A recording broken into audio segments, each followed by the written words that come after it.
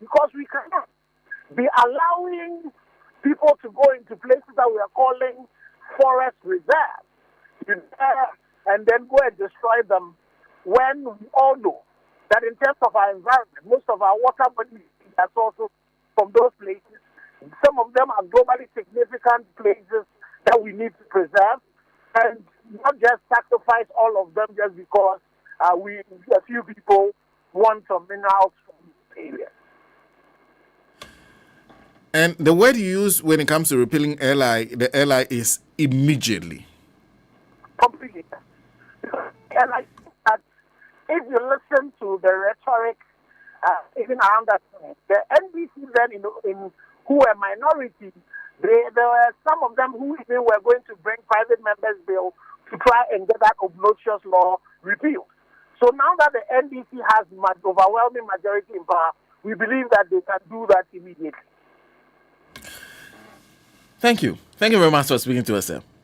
Thank you very much. And just also, you notice that in our statement, we also express support for His Excellency for the call of some investigation into the issues around the Obuatre issue. And I think it's important that we establish the truth of whatever happened. We know that the people who had gone into those communities were engaged in an illegality, but even criminals have rights. So we also know that the military have their standard operation procedures. They will not shoot even their enemies who surrender to them. So we need to give the military a hearing. We need to also give those who had gone there illegally also a hearing, and ensure that we establish what the truth is. And then whatever the truth is, those who have done wrong should be punished, so that we ensure that this thing does not continue. And then we also stop this threat that is around us, starting from the river delta, the Ogoni time, all the way to some of the recent times where you've had people attack legitimate mining sites of both foreign and local companies. That has to stop. And I'm wondering what form you think this investigation should take, because the president has made an order, but what would you prefer, or which institution would you prefer does this investigation? So, definitely the two parties who are involved in it should not. So it should be one of the organs who have the power to be able to investigate this. It should be an investigation that by everybody that the right thing has been done. It would need technology to be able to determine what actually went on. Fortunately for us these days, there's a lot of even CCTV footage around. And so we need to put all of that into air. It definitely cannot be the military investigating itself. So it has to be independent of the actors who are involved in this particular issue. And then at some point in a statement, you said we will launch additional advocacy initiatives in the coming weeks. We urge all Ghanaians and political leaders to remain steadfast in this fight. When you said you will launch additional advocacy initiatives, what should we be looking forward to? Okay, so, in terms of the Ghana Coalition Against Galamsey, we believe that we need to pull together all the resources of the country, including academia, including professionals, including the students and all of that. So one of the initial strategies when we were dealing with a government that was not listening was the whole issue of there was the threat of labor, which labor stopped. But we also had other things we wanted to do.